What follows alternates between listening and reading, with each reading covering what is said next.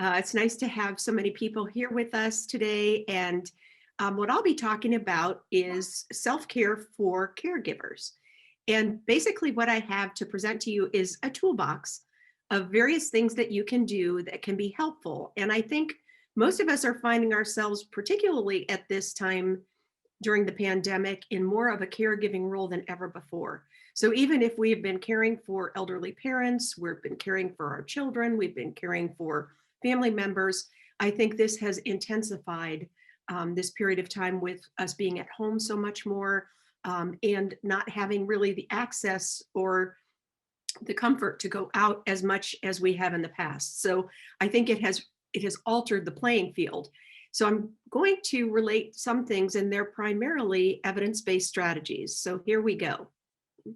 First, I think when we're talking about caregiving, we have to create a wellness plan for ourselves. And I put three quotes here. Wellness is a choice, a decision you make to move toward optimal health. And I put that there because sometimes I think we forget that, yes, it is in my purview. I have the ability to shift. I have the ability to realign myself anytime. And I can rethink my strategies. I can rethink how I want to move forward with this because I have that choice to do that. And I have actually a lot more time to achieve those goals now than ever before. Wellness is a way of life, a lifestyle you design to achieve your highest potential for well-being. And in all likelihood, you're doing that right now. And I just hope to provide maybe a few additional things to think about. I don't think I'm going to tell you something you don't know today. I think I'm going to remind you of things you know and that you say, yes, I have done that in the past. And maybe it's time to reintegrate that into my plan for right now. Wellness is a process. It's a developing awareness that there is no end point, but that health and happiness are possible in each moment, here and now. And so we can adjust that, we can shift that based on the day, based on what we need to achieve in a day, based on the month, the week. I take a look as I'm looking outside and it's snowy and it's pretty in its own right. But I think it will be a lot easier to be looking out that window in the summertime when plants are alive and there's a lot more commotion out there in terms of nature. And you think about, yes, each and every day there's something new to look at out there. There's some way that I can allow nature to enhance my lifestyle. But basically, it's a day-to-day thing, a moment-to-moment thing based on where we are and what we're doing. And so I would suggest that we all think this morning or at noon about devoting ourselves to our wellness more and more each day. And that we think about creating a vision of ourselves, taking the best care of ourselves that we can. And even to think back to a time that I was probably taking the best care of myself and how I felt, and remind ourselves, you know what, I'm capable in tweaking and making those changes to feel better each and every day. I'd suggest too that sometimes when we're looking at wellness or we're looking at self-care, then we hear a whole bunch of ideas and we think, oh, yep, I'm going to put all those things into play. And so I would suggest you just do one thing differently in a good way each day for your health and wellness, not bombard yourself with a complete list that you've got to try to implement in this next week. Assess the changes that emerge by taking better care of yourself. Tune into your body and find out, how do I feel as a result of doing this with more regularity? And then as new health habits become part of your routine, add another. So think about it maybe even on a weekly basis, that if something inspires you today and you think, I want to put that back in my life, that has helped me before. Just think about adding that one this week. And once that seems more of a routine again, or a part of what you do each and every day, consider adding something new. So I want to move now to flourishing. And basically, flourishing is the big buzzword in psychology right now. And what it really means is increasing the positivity in our lives. Psychologists love to name and rename the same old thing over and over. But basically, this is really enhancing how we perceive life and how we view what is actually occurring. So positive psychology came about probably around 9/11. I think it really was, when psychologists and others began to notice that those folks who were, really at the scene of many of the horrific events that happened, sometimes coped far better than people who were at a distance. And they began to think, you know what, we really need to research, why do some people bounce back and have such resilience more than others in episodes of life, in anything traumatic? And, when I think about it, I think about, yes, 9/11 was the last big event that happened that all of us can remember, right where we were, how it affected us, as a nation. And I think in the years to come, we'll look back at this pandemic in the exact same way.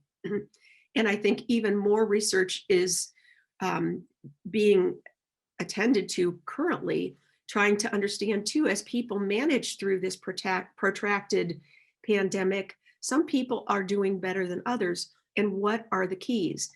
And again, it will be built on this model of positive psychology.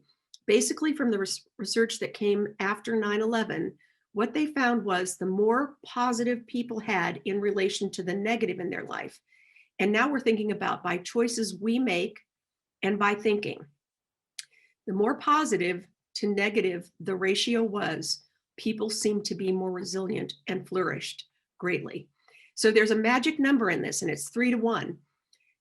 So when things are challenging for us, it means we really got to boost that positivity up. And when we're talking about what are the positive psychology topics, well, they're right in front of you: happiness, optimism, gratitude, well-being, flourishing, our strengths, and being very, very much aware of our strengths, and being aware that and starting to create a core belief that, I have managed through difficult times before. And it's important for me to remember that as a core belief, I am capable of being resilient. It might take me a while to make adjustments to decide how I best function. It might take me alterations in my daily life and my lifestyle, but I am very capable of being resilient through this. Savoring the wonderful things that still exist for us.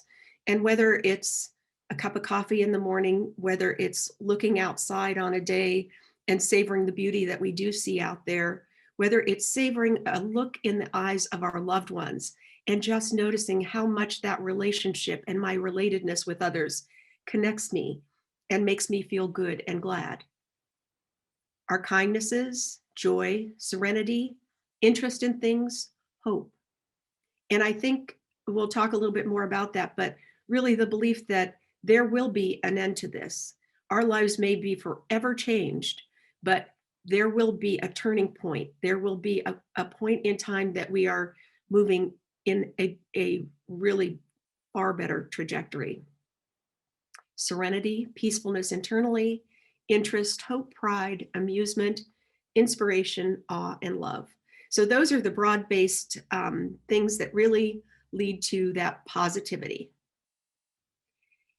And I want to talk optimism, I think, and positivity are fairly exchangeable.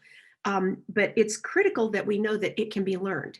So if all of our lives we've focused more on what isn't working than what is, or we've seen, or people have said to us, you always see things, you see the glass half empty instead of the glass half full. Or if people have said to us along our lives, you always see the glass as full or half full instead of empty or half empty.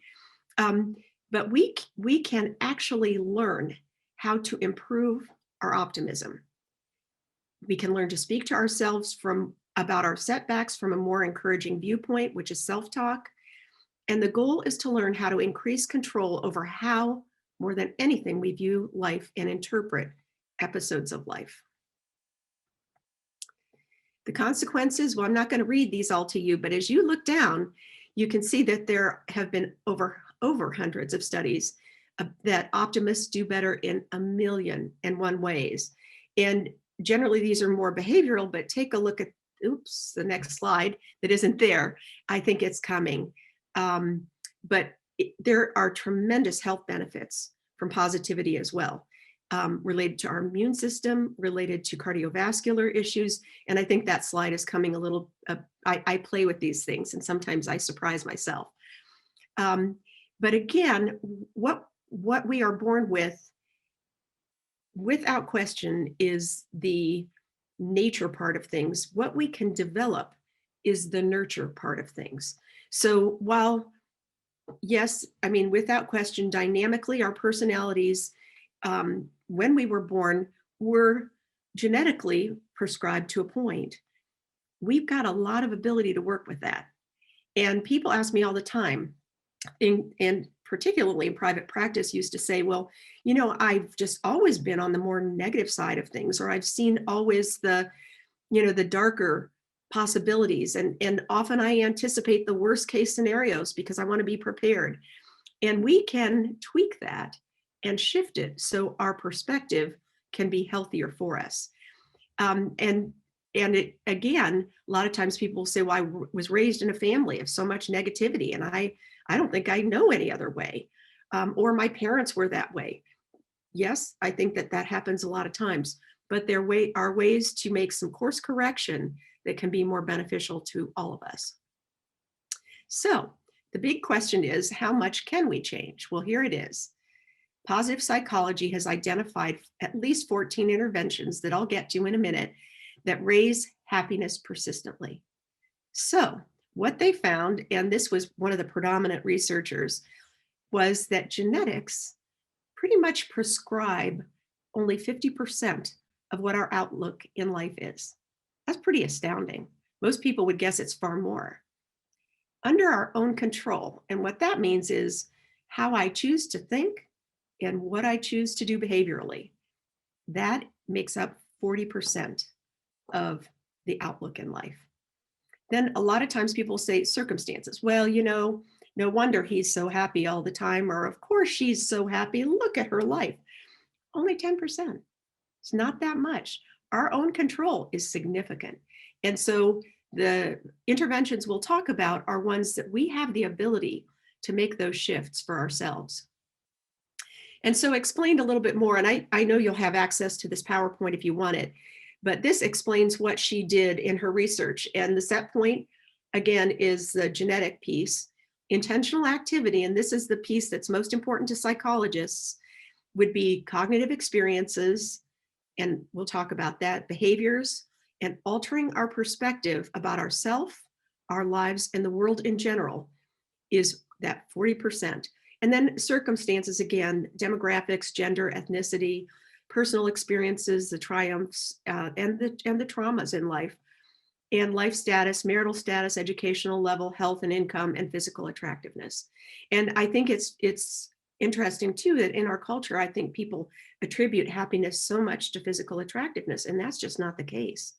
And you know, it's a point that's really important for us to make sure that our children are well aware, because the media advertising really tries to promote that whole concept that you need to do whatever you can to, you know, improve yourself. And by that, they mean often improve attractiveness. And that's tragic, because majority of people are never going to look like the models in fashion magazines. It's just not going to happen. And most of the people in real life in the fashion magazines don't look like they're airbrushed and retouched photos either. So if we want to raise our positivity ratio, I use the magic numbers 3-to-1. Most people have a 2-to-1 ratio, and it just means you're getting by. It's called languishing. You're just managing through life, kind of trotting along, and everything's kind of a-okay. If you raise that ratio 3-to-1 or higher, and again, there's no top end point. You can go as high as you want. Transformation occurs. You feel more alive, you feel more creative, and you feel more resilient. And that's what flourishing is. Best of all, we can raise our positivity ratio and we can move ourselves from languishing to flourishing. Fascinatingly enough, depression is 1-to-1. And so if you think about that in that model, that's 1 positive to 1 negative, and probably sometimes not that much. And so again, it goes back to the things we are able to do for ourselves. And here we are back again, same thing, but just reminding positive to negative, 3-to-1.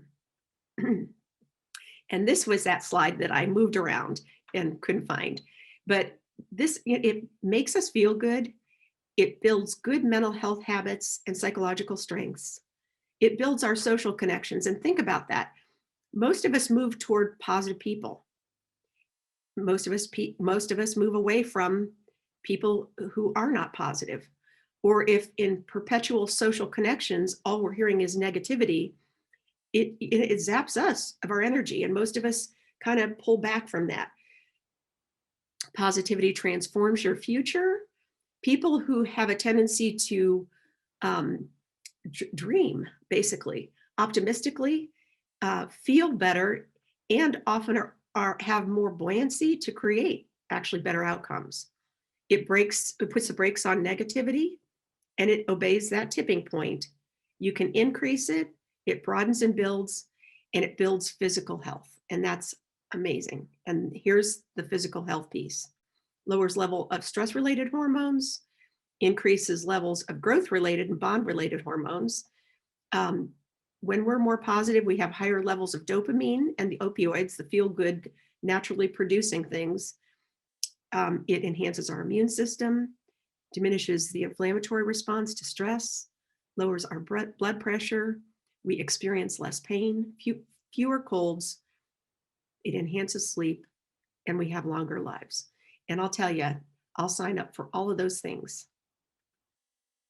So here's the toolbox, the magic evidence-based strategies for increasing positivity.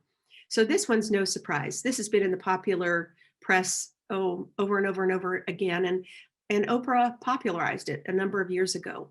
But basically gratitude. And now I'm going to give several examples, but one is a gratitude diary.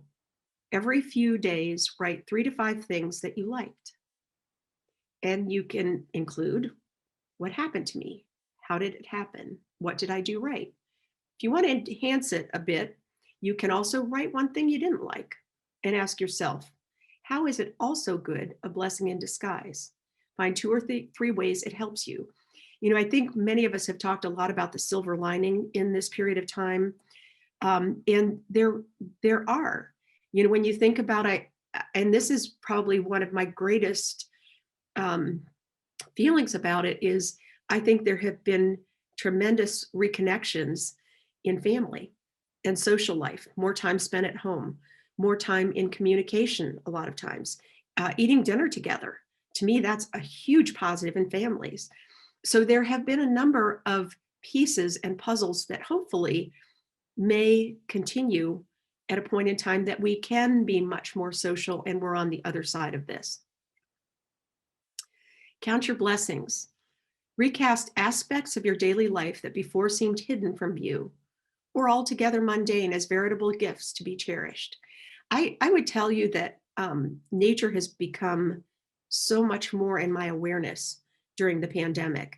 And it's a lot of times like, it's just like TV for me. And we spent several months in Florida, unintended this year, consecutively, because we were down there and I could do everything virtually, and so could my husband.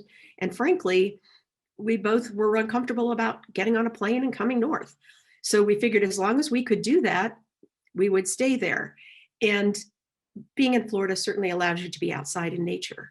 And it was amazing how much that buoyed my feelings, and staying there for a long time, not just a blip, not a couple of days here and there, allowed me to see so much more about what goes on.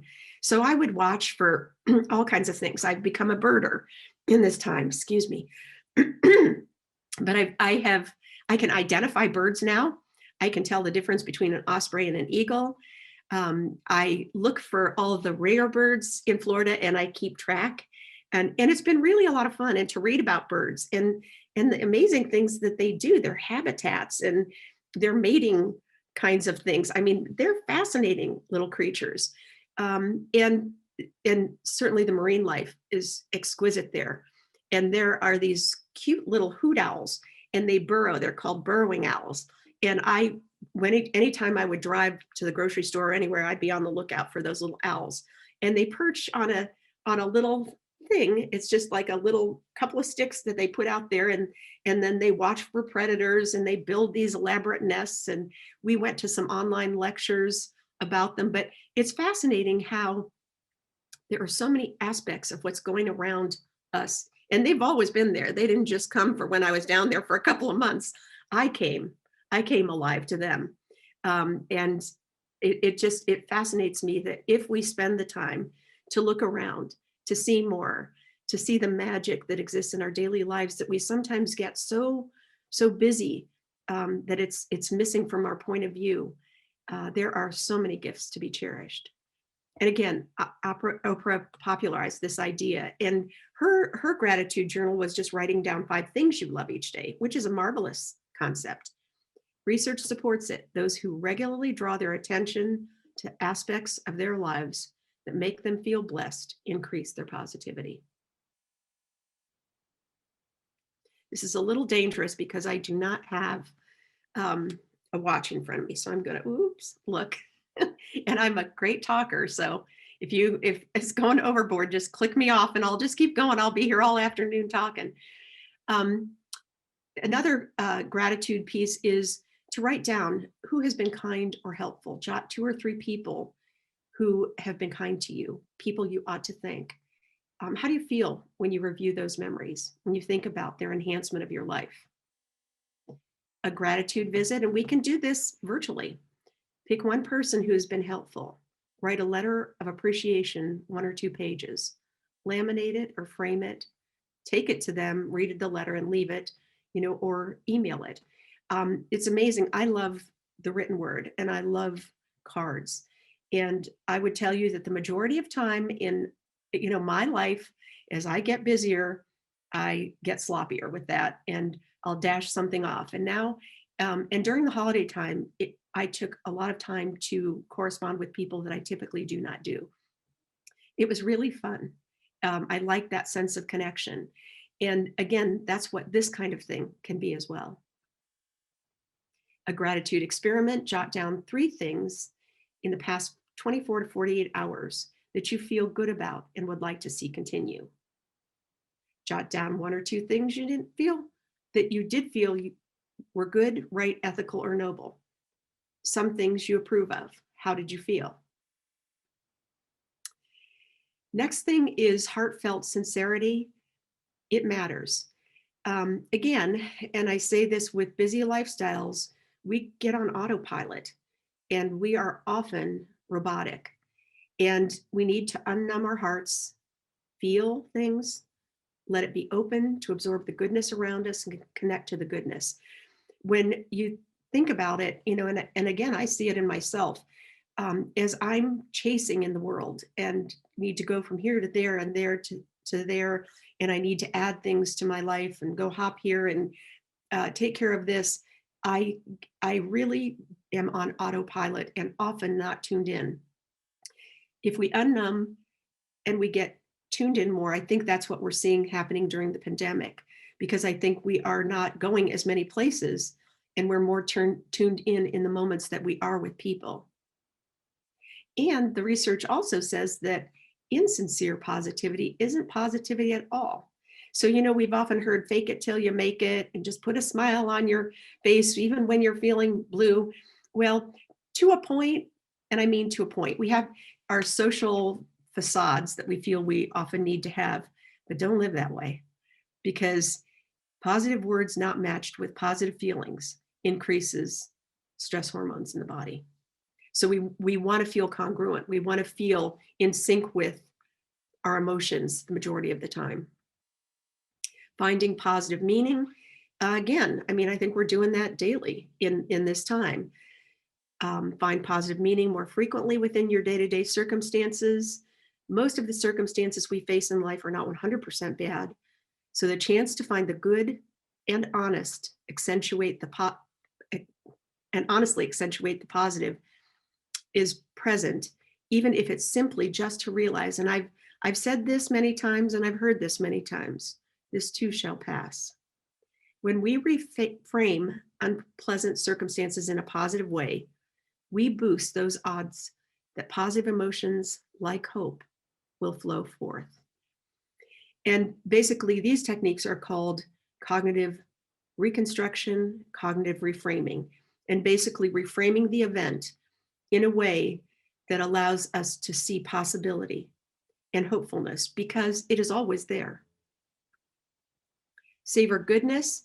And I think this one of the best ways to bring it home is to savor something delicious. And so I am going to endorse, if you love chocolate, to get some chocolate and savor that chocolate today, if you like it. If you don't like chocolate, figure something that you do like. And while you're eating a breakfast, a lunch, a dinner, take a look at the food that you're eating. Become more tuned into what it looks like, because I've been known to inhale. It's one of my things probably prior to COVID that I did with regularity, and I'm embarrassed to say it, but I did plenty of that. But to look at it, to enjoy it, to appreciate, to use all of your sensory modalities to try to view it, see colors, smell, enhance that food, and take that bite. And whatever you do, try to savor it as long as you can. Now, again, and you probably are seeing that I have just a healthy chocolate addiction. But I'll take a piece of chocolate, put it in my mouth, and there's the chocolate exercise in psychology, or the raisin. I prefer chocolate. So I put it in my mouth and I let it sit there for a while, melting just as much as I can allow it to before I want to take a first bite. Then take that first bite. And I'll tell you, it'll be the best chocolate you've ever eaten because you didn't inhale it. You actually savored all the flavors. And I say chocolate really because it has so many facets and variations of flavor. And if you tune into it, it's a pretty incredible thing. And also to savor simply means considering good events in such a way that you willfully generate, intensify, and prolong your heartfelt enjoyment of them. And this is mindfulness really at its finest. It's being in the moment, it's being tuned in, it's using your senses to focus as much as you possibly can. Kindness counts. Become more aware of your own kindness to others by keeping a daily tally, counting the kindness, and studies show that intentionally boosting your kindness can increase your positivity. One of the first things that really was powerful to me was a day, and I've seen this now several times, and it just tickles me. Besides chocolate, I have a little bit of a coffee issue too. I'm just telling you all my secrets now. And Starbucks can be a part of that. And I pulled into Starbucks one morning, and there are lines, as you all who frequent Starbucks know. But when I got to the checkout, the woman said, "The person ahead of you paid for your coffee." It's like, oh my gosh, thanks. How come? And she said, well, the first person started it, and it was her last day of chemo. So she bought coffee or a beverage or whatever for the person behind her. The next person, I said, that is totally cool. So of course, the next day when I was there, I asked, so how long was that line? And it was like 42 cars. And isn't that cool? And I think sometimes what we set off by some simple act is just absolutely amazing. And I've encountered it at several of them because I visit numerous ones. But it is amazing that one kindness will generally and often set off another. Julie, am I okay to keep going? And help me here. Absolutely. Like another 5 or 10, because I'm coming to a close pretty soon. Absolutely, no problem. Okay. Random kindness, once per day, do 5 acts of kindness. Can do 1. It boosts the energy anywhere that you are. Write about it in your diary if you keep one, which is a great idea. And the results, again, a sustained increase in well-being. Again, very well documented. Follow your passions. Give yourself permission to play. Find the activities that uniquely allow you to enter into flow. And flow is that place that you have peak moments that you are fully absorbed in what you're doing. When the challenges that the activity poses are high and well matched with your ever increasing skills. Your every action, your movement, your thoughts flow naturally from the last, and you are totally engaged.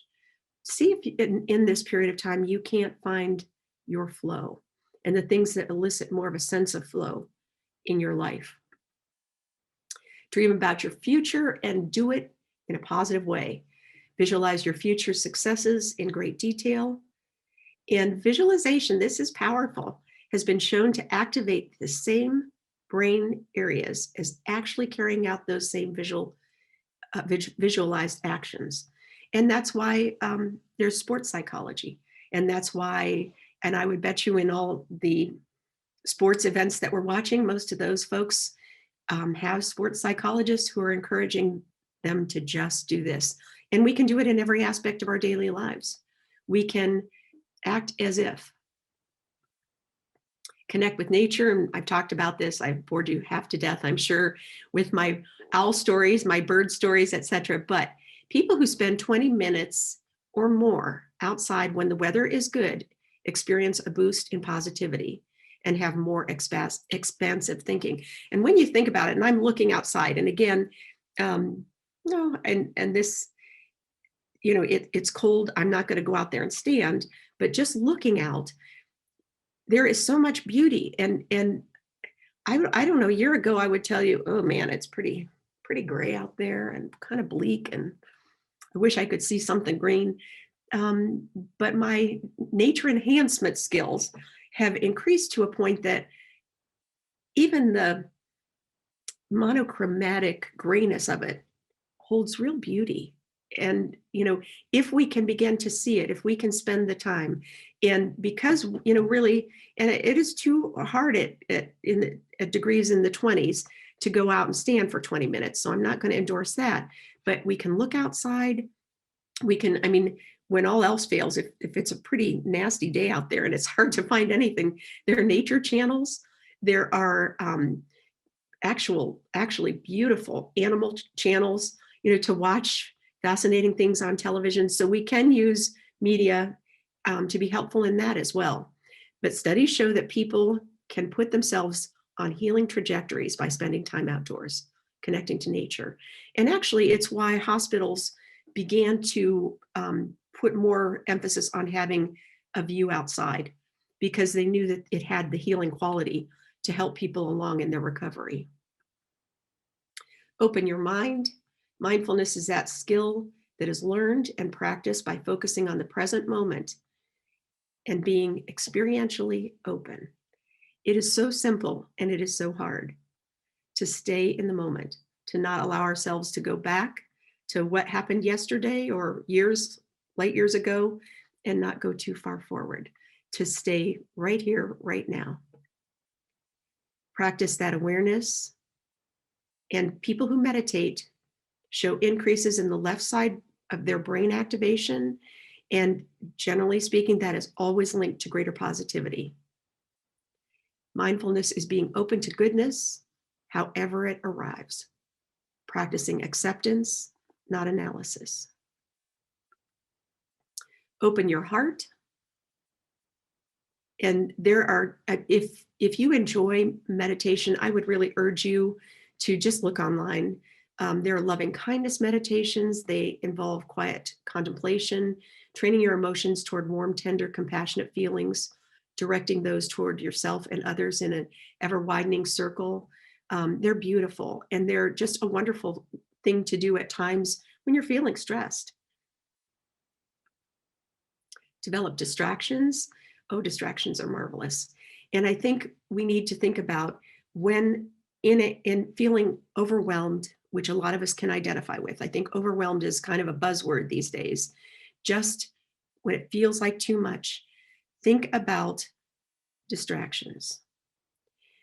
How can I shift my thinking to a place that's a better place for me to be?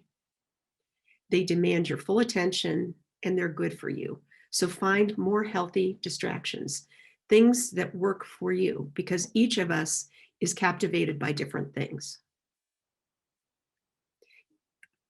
And I think I'm getting to one that we can all relate to. But before that, the Penn Resiliency Program, this is a great one. If you find that you've got a lot of negative thinking, you know what, I'm just not doing this as well as I should, or if we're shooting on ourselves a lot about our performance or how much we should accomplish in a day or whatever the heck it is, we really need to think about, okay, so what are those culprits? And what are those things that, you know, we think about kind of with that inner critic?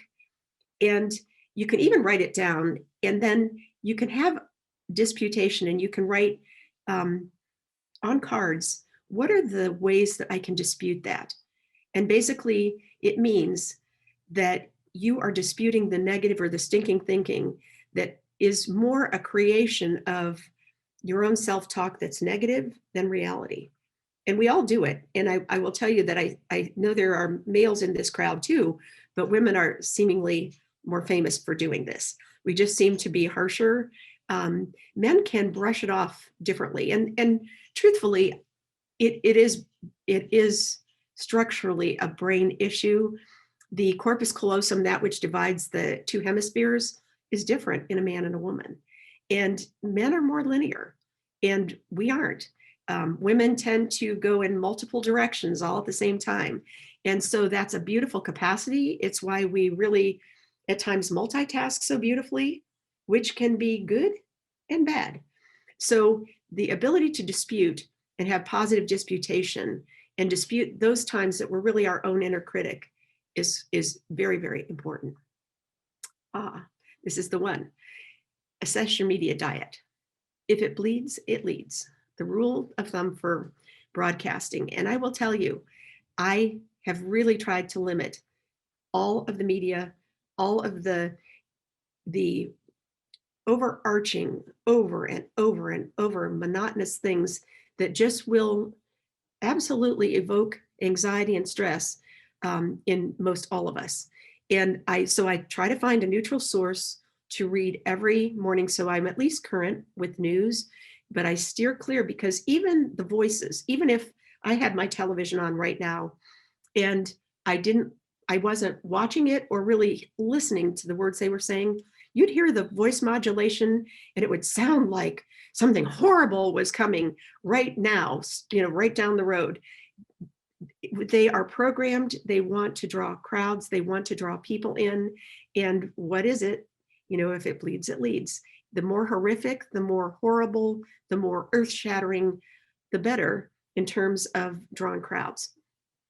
The more people watch TV, the more violent they judge the world to be. That's frightening. Those who watch less are more accurate judges of the true risk that we might encounter in life. Activity, we all know this, and it's important. It's approximately equal in effect to antidepressants and anxiety medication. Now, that doesn't mean if you need those medications, you shouldn't take them, but you can enhance the medication if you need it by 10 minutes of activity.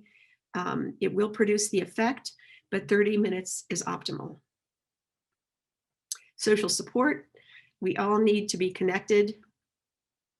Connection with others, the correlation between flourishing and enjoying good social relationships is so strong and reliable that scientists have called it a necessary condition of flourishing. Being with others, whether you know them or not really well, is an extraordinarily reliable way to increase your positivity. It is a necessary factor in developing resilience and coping strategies. And finally, laughter. We can find laughter, even if it is that we have a whole setup in our houses of funny videos, funny clips, funny parodies, great old movies that make us laugh. We can lighten our load.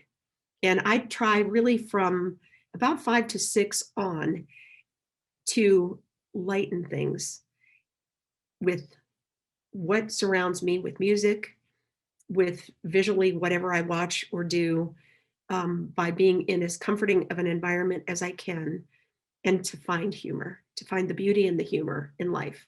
He who laughs lasts longest. Laughter, the shortest distance between two people. And if you can't fight or flee, you want to flow. Humor is power. You can't often control the situations around you, but you can control your internal responses with humor. And that really is the essence of positivity. And finally, asana. Take asana. Set realistic goals for yourself. Accept your limits as a human. Unwind. Nurture yourself regularly and accomplish what's important to you.